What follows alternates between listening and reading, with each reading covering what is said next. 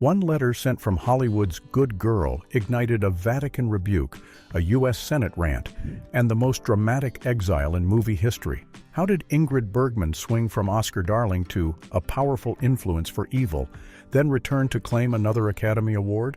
Stay with me as we trace the scandal, survival, and comeback of cinema's most daring character, because her real-life plot twist rivals any screen legend you've seen. A star born from loss. Ingrid Bergman was born on August 29, 1915, in Stockholm, Sweden. From the very beginning, her life carried the weight of loss. Her mother passed away when Ingrid was just 2 years old, leaving her father, Justus Bergman, to raise her alone. He was a painter and photographer, and his camera quickly became a part of Ingrid's world. He often took photos and home films of her, and in those quiet moments behind the lens, she got used to the idea of being seen. The camera didn't scare her. It felt familiar, even comforting. Her father was her biggest supporter. He noticed how she would mimic facial expressions and loved to perform around the house. He encouraged it, not because he was chasing fame for her, but because he believed she had something special. He introduced her to music and enrolled her in vocal training, hoping she might become an opera singer. For 3 years, she took singing lessons, and it became clear that she had a creative streak that wouldn't go away. But Ingrid wasn't the most outgoing child at school. She struggled to fit in at the private girls' school she attended. She didn't feel like one of the popular kids, and her grades didn't win her any extra attention either. But what she lacked in social ease, she made up for with a growing sense of ambition. But when she was just 14, tragedy struck again. Her father died of stomach cancer, and the loss changed everything. After that, she passed between relatives, spending time with her aunt and uncle. They gave her shelter, but the sense of stability she had with her father was gone. Still, even through grief and constant change, she didn't lose sight of what she wanted. The pull toward the stage, toward storytelling and performance, only grew stronger. At 17, Ingrid started working as an extra for a Swedish film studio. It was supposed to be a temporary job, something to help her get by, but the moment she stepped onto a set, something clicked. The lights, the camera, the quiet focus of a crew. It all felt right. She couldn't believe she was getting paid to act. It didn't feel like work. It felt like something she had always been meant to do. A year later, she won a scholarship to the Royal Dramatic Theatre School in Stockholm. This was the most prestigious drama school in the country, the kind of place where serious actors went to train. She accepted the offer, eager to refine her skills and prove that she had what it took. But as the weeks turned into months, Ingrid began to feel trapped by the structure and length of the program. The idea of spending 5 years in a classroom, when she could already feel the world calling to her, made her restless. Then came a moment that would change her path entirely. She was offered a speaking role in a film. For many students, this would have been a conflict, something to politely decline or postpone until after graduation. But Ingrid didn't hesitate. She took the job and never looked back. It wasn't that she didn't respect the school or her teachers. It was that she didn't see the point in waiting. She had already spent time in front of cameras. She had already felt what it was like to bring a character to life. By the time she was 21, she had already appeared in over a dozen Swedish films. She knew her angles, knew how to hold a scene, and knew how to keep an audience watching. Her reputation in Sweden was growing, and so was her confidence. She was proving, film by film, that she could lead a story without needing gimmicks or shortcuts. At the same time, she wasn't caught up in the fame or attention. She worked hard, kept her personal life quiet, and rarely caused problems on set. To the Swedish film industry, she was reliable, bankable, and refreshingly grounded. But even with steady work, she wasn't satisfied. She wanted more than local success. The dream was bigger than Stockholm. She had no idea exactly how far her path would stretch, but she was certain that staying still wasn't the answer. This need for movement, this hunger for the next level, followed her everywhere. By the mid-1930s, her name was being discussed beyond Sweden. Foreign producers took notice, especially after her performance in the 1936 film Intermezzo. The buzz started quietly, but it reached the right ears. One of those ears belonged to David O. Selznick, an American producer who was looking for a lead actress for a new project. Without knowing it, Ingrid was about to get the kind of invitation that most actors only dream about. And when that invitation arrived, she didn't pause. America's Darling. When Ingrid Bergman stepped off the ship in Los Angeles in 1939, she was there for one thing: an English-language remake of Intermezzo, the same film that had made her a name in Sweden. Hollywood producer David O. Selznick had seen her performance in the original and believed she had something rare. Not the polished glamour that studios were used to, but something more grounded. From the moment she stepped onto set, people noticed. She didn't look like the other actresses. There was no heavy lipstick, no penciled eyebrows, no platinum curls. She had a natural face, a calm presence, and a quiet kind of confidence. Selznick was nervous about how audiences would react, but he also understood that she stood out because she wasn't trying to blend in. And when the remake of Intermezzo hit theaters, the response was everything they'd hoped for. Critics praised her performance. Audiences connected with her right away. In a matter of months, she was on every casting shortlist in town. She didn't have to chase roles. The roles came to her, and she wasn't being offered just anything. Studios wanted her to play women with depth, characters who were conflicted, strong, or caught between choices. Her performances made it clear she could do more than play sweet or innocent. There was power in her stillness. You could see her thinking even when she wasn't speaking. In 1942, she was cast opposite Humphrey Bogart in Casablanca. The film was risky at the time. It had no guaranteed success, no massive budget, and no clear ending until late in production. But when it premiered, it too became an instant classic. Bergman's role as Ilse Lund gave her one of the most iconic characters in cinema history. She played a woman torn between two men during wartime, and she made the whole thing feel human. Her quiet scenes did more than long speeches ever could. With Casablanca, she became a household name. The public fell in love with her, and so did the directors. The very next year, she starred in For Whom the Bell Tolls, adapted from Hemingway's novel. Hemingway himself had one request when he sold the rights. He wanted Ingrid Bergman to play the lead. That film brought her an Academy Award nomination and showed that she wasn't just a muse anymore. She was a force. In 1944, Gaslight hit theaters. This time, Bergman played a young wife slowly being manipulated by her husband. The film was intense, psychological, and dark. Her performance finally won her the Academy Award for Best Actress. That Oscar cemented her place at the top. She didn't just get lucky. She earned her place through consistent, carefully chosen work. Over the next few years, she became one of the most bankable actresses in America. Films like Spellbound, The Bells of St. Mary's, and Notorious kept her in the spotlight without relying on gimmicks. She worked with legendary directors like Alfred Hitchcock and held her own alongside major stars.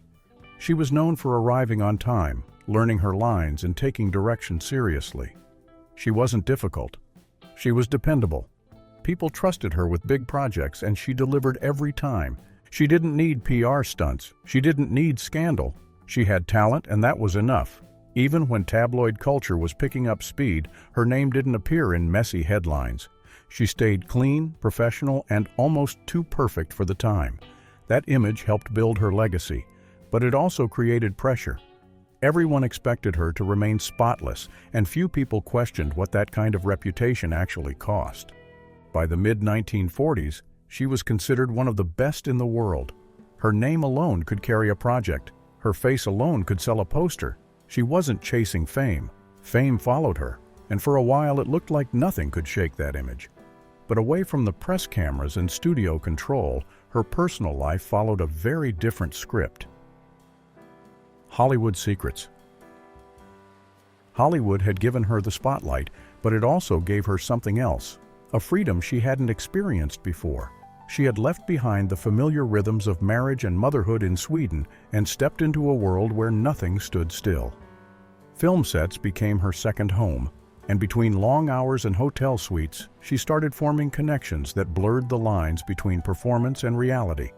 During the production of Dr. Jekyll and Mr. Hyde, Bergman worked alongside Spencer Tracy. On screen, they had chemistry. Off screen, that chemistry didn't stay in the script. They became briefly involved during filming, though it remained strictly behind closed doors. Tracy was a known name in Hollywood by then, and Bergman was just beginning to realize how much attention followed her. But there was no public fallout, no dramatic headlines. The affair ended without noise, and both actors moved on to their next projects as if nothing had happened. Then, during the filming of For Whom the Bell Tolls, she became involved with her co-star, Gary Cooper. Cooper was charming, magnetic, and drawn to Bergman's calm intensity. Their connection didn't last long. As soon as the cameras stopped rolling, she stopped answering his calls. Years later, Cooper would talk about her with a strange mix of admiration and confusion. He once said that no one had ever loved him more deeply, and then disappeared so quickly. At the time, these relationships stayed hidden. Hollywood gossip magazines didn't catch wind of them, and the studios had no interest in tearing down someone who was good for business. Bergman's public image was still that of the sweet, intelligent woman with quiet grace. She had become the face of decency and trust on screen, and for the moment, no one questioned what happened off it. While her star was rising in America, her husband, Peter Lindstrom, remained in the background. He was a Swedish dentist with no interest in the entertainment world. At first, he stayed in Sweden with their daughter, Pia. Then, he followed Ingrid to the United States and eventually settled with her on the East Coast. But their marriage wasn't built for this life. Lindstrom didn't enjoy premieres, press junkets, or long waits between projects. He preferred structure, quiet evenings, and practical things. Bergman, on the other hand, was living through constant motion, film after film, city after city, role after role. She spent months away from home, often flying between sets and events while Lindstrom kept their household running. He managed her finances and stayed out of sight while she took center stage. They rarely traveled together. Their worlds stopped overlapping, and no one seemed interested in fixing it. The distance wasn't just physical. The more she worked, the more she pulled away from the life they had built in Sweden. When Lindstrom visited her on set or in the city, he felt like an outsider. Hollywood wasn't his world, and Bergman wasn't the same woman she had been when they first married. She had changed. Her goals had changed, and the roles she played were now shaping the way people saw her. Despite all this, the public never saw a single crack. Studios were careful to protect her image. Directors gave her the best roles. Magazines printed glowing stories about her intelligence and warmth. There was no mention of Tracy, no mention of Cooper, and no signs of marital tension. Her image remained spotless. Back then, a scandal could destroy a career overnight. Audiences wanted their stars to be aspirational, not complicated. For Bergman, it meant walking a tightrope between who she actually was and who the world expected her to be. On the surface, she appeared untouched by fame. Off camera, she was navigating a double life. Hollywood liked the idea of a good girl. Bergman fit the mold perfectly. She didn't party loudly. She didn't chase attention. She wasn't surrounded by drama or chaos. That was enough to keep questions away. As long as the box office stayed strong, the studios were willing to overlook whatever they needed to. She kept working through it all, never showing signs of strain. She delivered strong performances, showed up on time, and handled interviews with poise. Her reputation wasn't just clean, it was untouchable. People loved her, not just for her talent, but for what she represented. That admiration gave her freedom, but also locked her into a version of herself that couldn't afford mistakes. For a while, the secret life she led never got in the way of her success. It stayed hidden behind carefully managed press releases and a marriage that kept up appearances. But it was only a matter of time before something broke through the surface. It wasn't a co-star, a tabloid, or a careless slip in an interview. A letter to Roberto. Ingrid Bergman was at the top of her game. Her films were winning awards, audiences adored her, and she had carved out a reputation as one of the most talented and respected actresses in Hollywood. But by the late 1940s, something in her started to shift. The roles began to feel repetitive. The polish of Hollywood started to wear thin. She was restless. And then she saw Open City, a raw, emotional film directed by Roberto Rossellini that felt unlike anything she'd ever worked on. It wasn't just the story that caught her attention, it was the way Rossellini told it. The film had grit, urgency, and a kind of human honesty that Hollywood rarely touched. Bergman couldn't shake it. So she did something no one expected. She wrote him a letter. In the letter, she introduced herself, not that he didn't know who she was, and expressed how deeply his work moved her. She told him she spoke English, Swedish, and German fluently. She could get by in French and hadn't learned Italian yet, but if he wanted to make a movie with her, she was ready. She didn't wait for her agent or a studio to reach out. She sent it directly. Rossellini received it, read it, and responded. He didn't just appreciate the praise, he was intrigued. The idea of collaborating with Ingrid Bergman, the face of Hollywood sophistication, was something he hadn't even considered. But now it was in front of him, and he moved quickly. He invited her to come to Italy and star in a new project he was preparing, a film called Stromboli. Bergman said yes. She packed her things, left Hollywood behind, and headed straight into the unknown. When she arrived in Italy, everything changed. The production of Stromboli was chaotic, nothing like the polished Hollywood sets she was used to. The location was harsh. The crew was small, the budget was tight, and Rossellini didn't follow the usual rules. He cast non-actors. He rewrote scenes on the spot. He filmed in natural light and didn't care about flattering angles. For Bergman, it was uncomfortable and exciting all at once. As the film progressed, the dynamic between director and actress began to shift. What started as admiration grew into something more personal. Rossellini and Bergman were both married to other people at the time, but that didn't stop them from crossing that line. Their professional collaboration turned into a romantic relationship, one they didn't hide on set but also didn't announce to the public. The tension behind the scenes didn't go unnoticed. Rumors started circulating.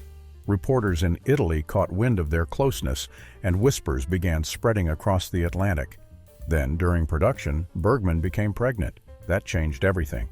Her marriage to Peter Lindstrom was still legally intact, and now she was expecting a child with another man. When the news broke, it hit the front pages. Media outlets in the US and Europe exploded with headlines. The actress who had played saints, nuns, and devoted wives on screen was now at the center of a real-life scandal. Photographs of her on the volcanic island of Stromboli were published alongside commentary questioning her morals, her judgment, and her career. For the public, it was jarring. Bergman had built a persona based on grace and discipline. She wasn't known for wild behavior or impulsive choices, but this story didn't match that image. She had left her husband and child, traveled to another country, and was now having a baby with a married Italian director. But Bergman didn't speak out. She didn't hold press conferences or defend herself in interviews. She stayed in Italy, finished filming, and gave birth to her son, Roberto Ingmar Rossellini. As for Stromboli, it was completed and prepared for release while the scandal continued to build. The press coverage didn't fade quickly. It grew louder. Talk shows, newspapers, and radio stations all had something to say, and the timing made it even worse. Stromboli was set to premiere just as public outrage reached its peak. And that scandal didn't just stay in gossip columns. Vatican condemnation and Senate fury. By 1950, the situation had reached the floor of the United States Senate. Senator Edwin C. Johnson of Colorado stood before Congress and referred to Ingrid Bergman as a powerful influence for evil. Those were his exact words, read into the official record of the United States government. He accused her of violating American moral standards and called for strict oversight on the kind of people allowed to work in film. Johnson believed that actors and actresses held too much power over public behavior, and Bergman, in his eyes, had become the worst example. He didn't speak metaphorically. He proposed actual legal action. His suggestion was to create a system where the government would license motion picture personalities based on their personal conduct. If someone's behavior was deemed immoral, they could be banned from working in American film. Ingrid Bergman had gone from Oscar winner to political target. The reaction wasn't limited to Capitol Hill. Across the Atlantic, the Vatican made its position clear. Bergman's relationship with Rossellini, formed while both were still legally married to other people, was publicly condemned. Church officials used the scandal as a warning. They spoke about the decline of traditional family values and positioned Bergman's choices as part of a larger moral collapse in modern society. Catholic publications criticized her directly, and the film Stromboli became part of the conversation. It was no longer just a movie, it was a symbol. Religious groups called for boycotts. Some urged their followers not only to avoid Bergman's films, but to protest theaters that showed them. Priests mentioned her from the pulpit. church bulletins named her as an example of how fame could lead people astray.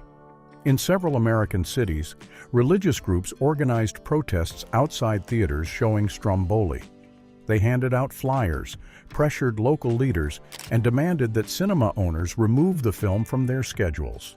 In some towns, the theaters gave in. They pulled the film from rotation to avoid backlash. In others, screenings continued under security presence. The controversy affected ticket sales. Many audiences stayed away, not necessarily because of the film, but because of the noise surrounding it. People who once adored Bergman now questioned her judgment. Newspaper editorials called her irresponsible. Radio hosts debated whether she deserved to be allowed back into the U.S. at all. Some claimed she had misled the public with her previous roles. They pointed out the contrast between her image and her personal life and labeled her a fraud. For Hollywood executives, the entire situation became too risky. They began to distance themselves from her. Studios that once fought to cast her stopped calling. Publicists quietly removed her from scheduled appearances. Invitations to high-profile events stopped arriving. Her name, once a selling point, now carried weight that studios didn't want to carry. She wasn't officially blacklisted, but the effect was the same. With one film, one relationship, and one pregnancy, the most respected actress in Hollywood had been pushed out of the industry she helped shape. It happened fast. Just a few years earlier, she had won the Academy Award. Now American producers treated her like a cautionary tale. Bergman didn't return to the U.S. She stayed in Italy, out of reach of the headlines, but very aware of what had happened. Her reputation in Europe wasn't untouched, but it was far less damaged than in America. Some European film circles admired her willingness to step outside the system. Others simply didn't care about the scandal. She was still a working actress, but the audience that had once embraced her was no longer hers. Her absence created a strange tension in Hollywood. Some insiders quietly sympathized with her, but few said anything out loud. Career survival in that era depended on staying out of controversy. Supporting her openly would have drawn attention, so most chose to step back and wait. Italian years and family rebuilt. After the backlash in America, Ingrid Bergman started a new chapter with Roberto Rossellini. Their relationship had already shaken the industry, but in Europe they had more space to breathe. Within a short time, they got married and built a home together. They had 3 children, first a son named Roberto and then twin daughters, Isabella and Isotta.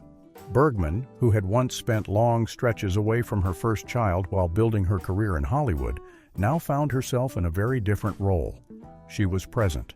She was active in the home, and for the first time in years, she wasn't racing from one project to the next. She slowed down.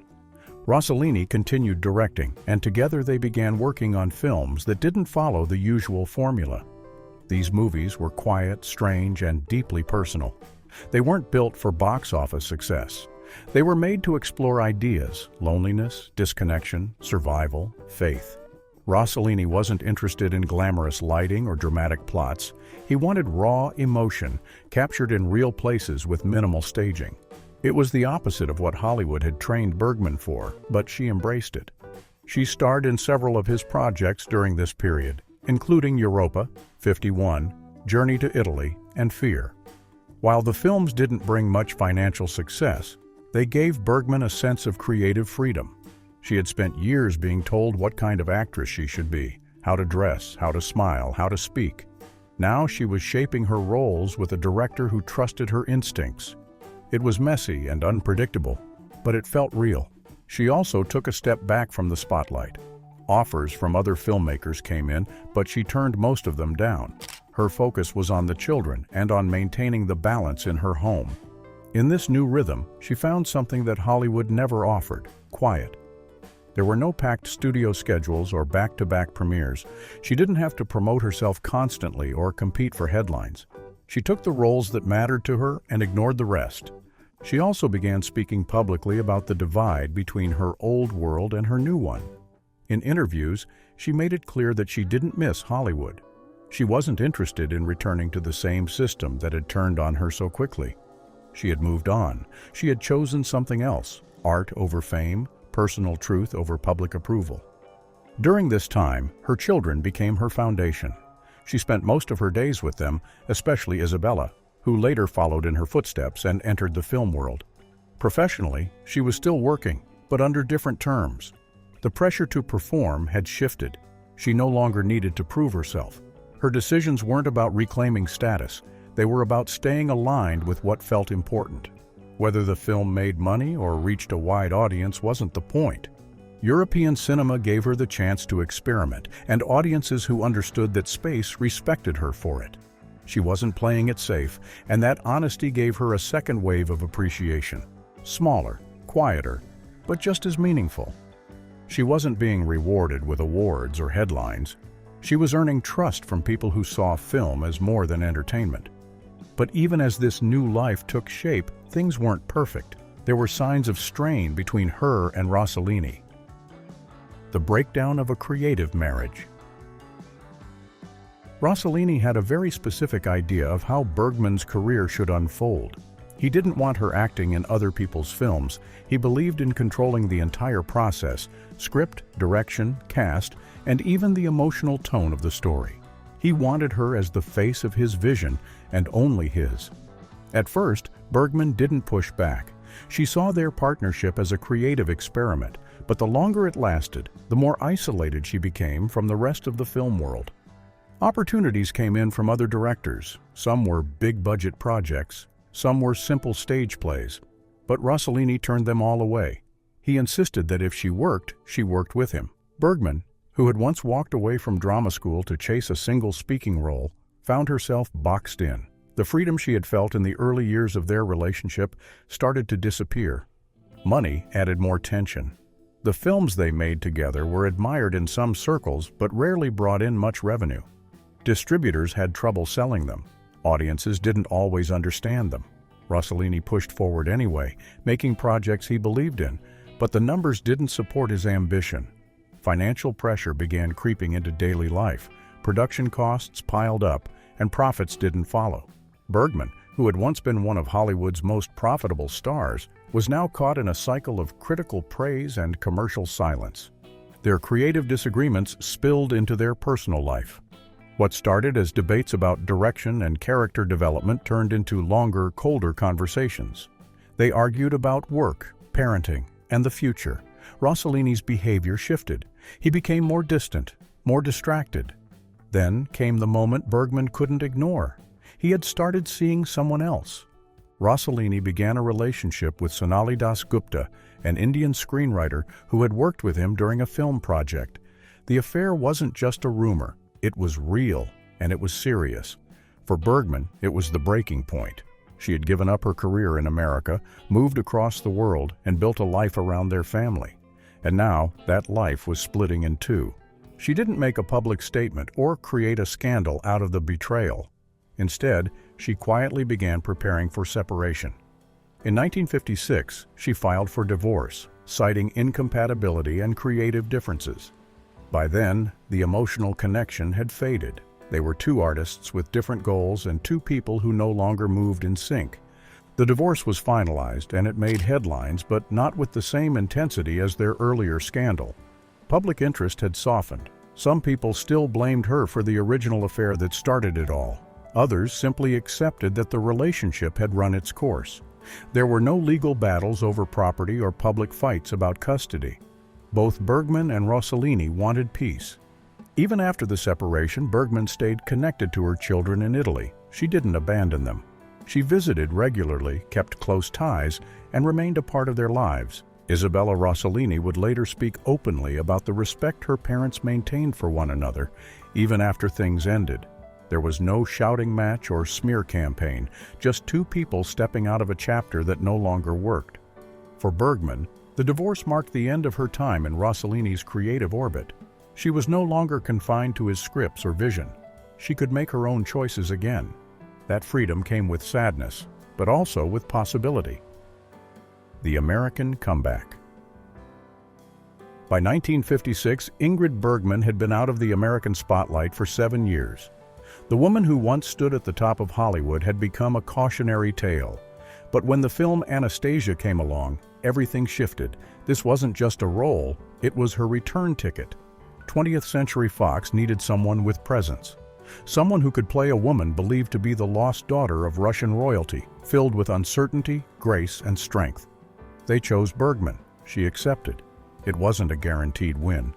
The scandal from the Rossellini years hadn't completely faded, and some people in the U.S. were still hesitant.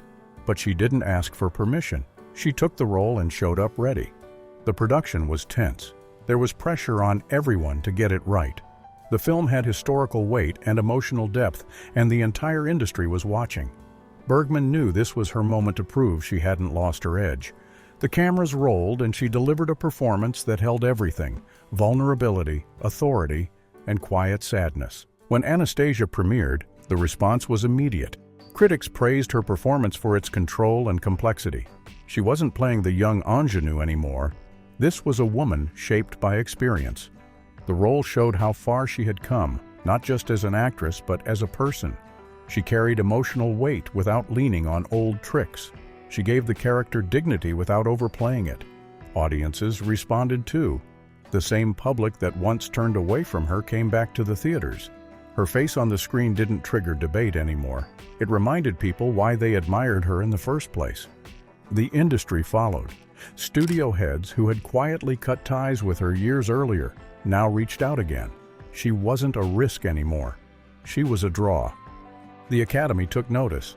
That year, Bergman won her second Oscar for Best Actress. She had returned, and the industry had officially let her back in. There were no speeches about redemption, no references to past mistakes, just applause. Behind the scenes, something else changed.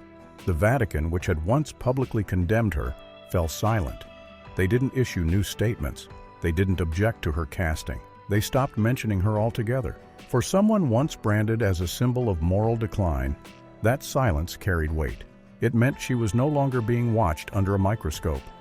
Hollywood, always focused on what sells, moved on from the scandal.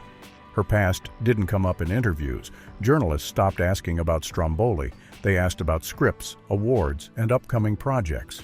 She handled it with calm professionalism. No dramatic interviews or press tours about her return. She worked, showed up on set, and let the results speak for themselves. That approach matched her personality. She never needed grand statements to control the room. She just did the work and let others decide how to frame it. After Anastasia, more offers came in, not just from Hollywood, but from theater producers, European directors, and television creators. She didn't say yes to everything. She was selective. She picked stories that interested her, roles that pushed her in new directions. Her days of trying to maintain a perfect image were behind her. She didn't need that anymore. Her career momentum had returned, but her focus soon shifted toward more personal commitments. Later, love and final fights. In 1958, 2 years after her divorce from Roberto Rossellini, Ingrid Bergman married again. This time her partner was Lars Schmidt, a Swedish theatrical producer with strong ties to European stage circles. He wasn't part of the Hollywood machine, and maybe that was the appeal. They moved to France, far from the glare of the American spotlight and the memories of the chaos that had followed her for so long. This marriage brought a different rhythm. There was more stability and less public pressure. Bergman had already rebuilt her career with Anastasia, and now she was balancing acting with a quieter home life. But when her daughter Isabella faced a major health crisis, scoliosis that required serious surgery, Bergman stepped away from film completely. She took a 2-year break from her work and focused entirely on being there for her daughter through recovery. It wasn't a public announcement. There were no interviews about it. She just stopped taking roles and disappeared from the screen. For someone who had once worked back-to-back films and crossed continents for productions, that pause said a lot. Her priorities had shifted. She had spent years chasing scripts, awards, and applause. This time, none of that mattered. Once Isabella recovered, Bergman returned to work, but she didn't pick up where she left off.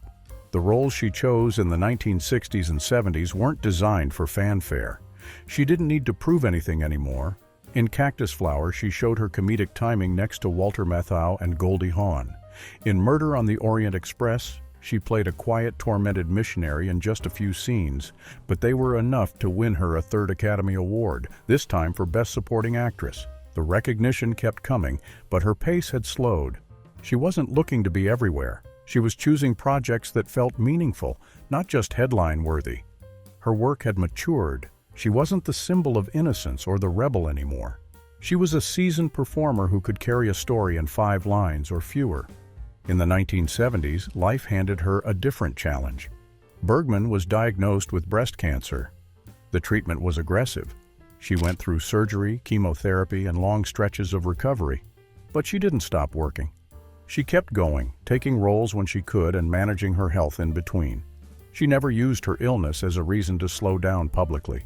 She rarely spoke about it, and most people didn't even know how serious it had become.